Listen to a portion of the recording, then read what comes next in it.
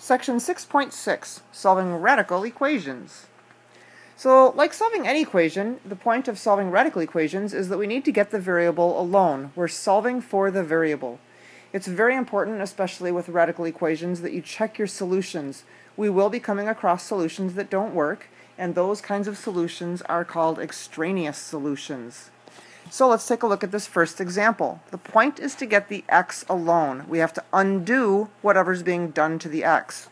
The first thing we're going to need to undo is to get rid of that cube root. How do we get rid of a cube root? We raise it to the third power. We need to make sure we raise both sides to the third power. Cube root and raising to the third power undo each other, so on the left we're left with x minus 4. 0 cubed is still 0. Adding 4 to both sides to solve for x, we get that x equals 4. When we check our solution, plugging that 4 back in for x, we get the cubed root of 4 minus 4, which is indeed 0, so 4 does work. The next example, we can't undo the fourth root until we get rid of that 5. We need to get the x by itself, so I'm going to make it so it's positive, I'm going to add the fourth root of x to both sides. So now we have 5 equals the fourth root of x. How do we undo the fourth root? We're going to raise it to the fourth power. We need to raise both sides to the fourth power. Fourth root and fourth power undo each other, so we're left with just x. And 5 to the fourth is 625. Again, checking our answer, plugging 625 in for x, we get 5 minus the fourth root of 625. 5 minus 5 is in fact 0. The next example. So again, the point is to get the x by itself. So before we can rewrite that in radical form, changing that rational exponent into radical form, we need to get rid of the 2. Dividing both sides by 2, we get that x to the 3 halves is 125. Now we're going to rewrite that exponent of 3 halves. That's basically the square root of x to the third power, which still equals 125. The outside operation is raising to the third power, so to get rid of that, we're going to take the cubed root of both sides.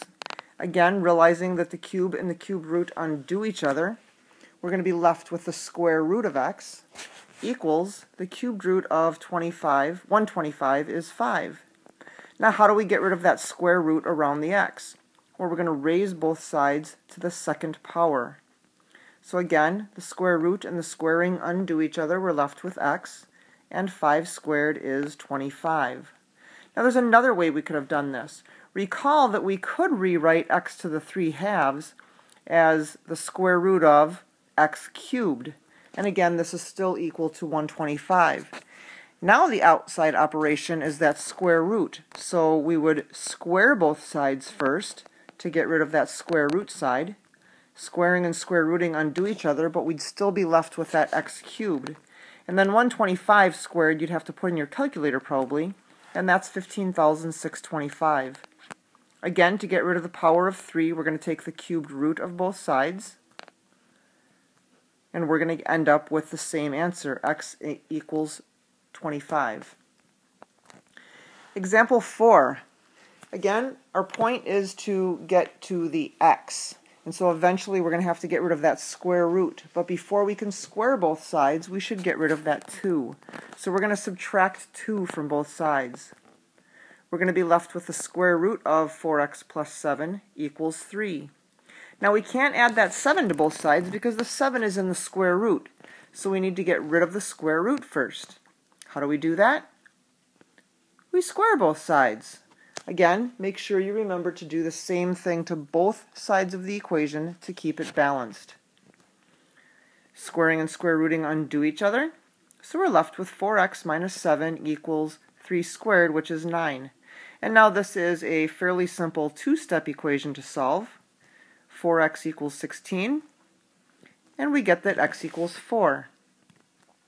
Again, we should check our solution. Let's get in the habit of doing that.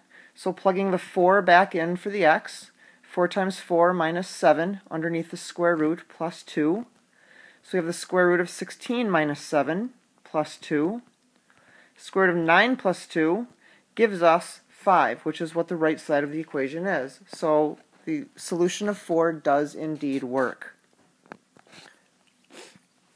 When we're checking our solutions, you might say, well, the square root of 9 is 3 or negative 3. But when you're checking your solutions, you're dealing with only the principal or positive square root. This next example, again, you might think, oh, I should just square both sides. If you at this point were to square both sides, you would need to realize that you would have to FOIL together the left-hand side. And that's going to become really messy. So let's instead get it so we have a square root equal to a square root. Adding 2 square roots of x to both sides, we get the square root of 3x plus 2 equals 2 times the square root of x. Now again, before we can combine any of our x's, we need to get rid of the square root symbol. Squaring both sides, on the left we get 3x plus 2. On the right, the square root of x squared is going to give us the x, but make sure that you realize that this actually means 2 square root of x times 2 square root of x.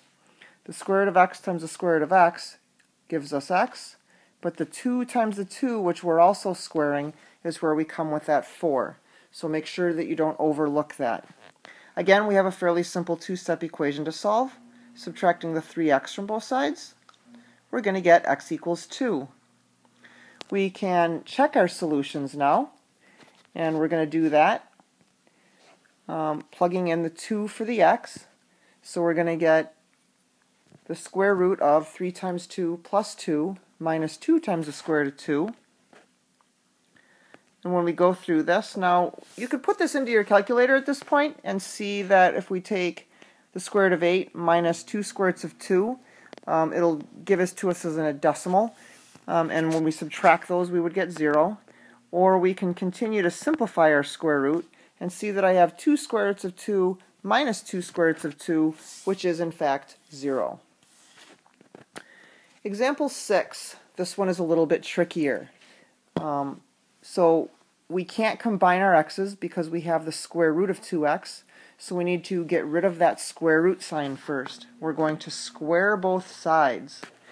Now, the tricky part on this one is you need to recognize and recall that x minus 4 squared is not x squared minus 16 or x squared plus 16.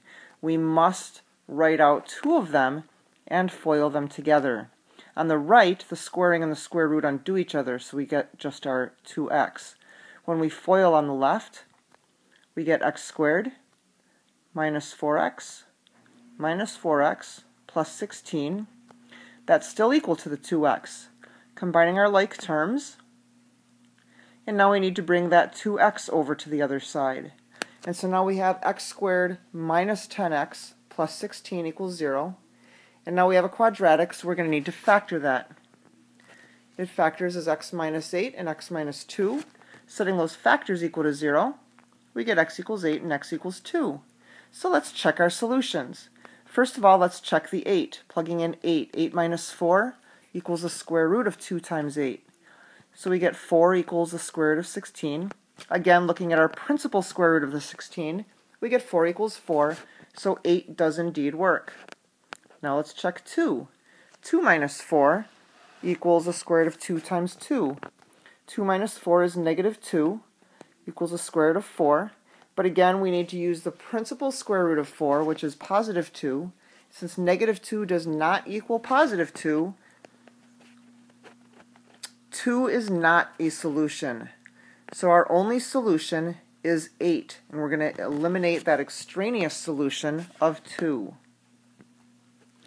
One other problem I would like to challenge you to pay attention to and possibly write down in the back of your note packet. It wouldn't be out of the question for a problem like this to appear on a quiz or a test. Again, we need to get rid of the square root, so we're going to square both sides. On the left-hand side, the squaring and square rooting undo each other, so we're left with x plus 2. On the right, again, you need to realize since we're adding or subtracting something in the parentheses, we must FOIL. When we FOIL out the right-hand side, we get 4 minus 2 times the square root of x minus 2 times the square root of x, and then plus, because a negative times a negative is a positive, the square root of x times the square root of x is x. Combining our like terms, just our negative 2 square root of x minus 2 square root of x gives us negative 4 square root of x. Now I still have a square root, so I need to get everything away from that square root so that I can square both sides again. So I'm going to subtract the x from both sides, and I'm going to subtract that 4 from both sides. The x's on the right cancel, the 4's on the right cancel, and you'll notice that the x on the left-hand side of the equation also cancels. So we're going to be left with negative 2 equals negative 4 times the square root of x. Again, we need to get that square root of x all by itself. So dividing both sides by negative 4, we get the square root of x equals 1/2. And now square both sides. So 1/2 squared, squaring the top and squaring the bottom, we get 1/4. And again, let's check our solution. When we plug in 1/4 and we follow this all the way down, we see, in fact, we take the square root of 9/4 as the square root of 9 over the square root of 4, so we get 3/2, which is in fact 1.5. So that solution does indeed work. So this is section 6.6. I would challenge you to try number 51 on your own. It's similar to the last problem that we just did. And check your answer in the back of the book. And then if you would like to do number 50 for extra credit, please just make sure that you do it on a separate sheet of paper, not on your homework paper, and turn that in for some extra credit. It's also good practice for a problem that could appear on a quiz or a test. Please make sure you come in with any questions. This section concludes Chapter 6, so that means a test is going to be coming up relatively soon. Make sure that if there's anything in this chapter you're not understanding, you come in and get some extra help. And we'll see you in class.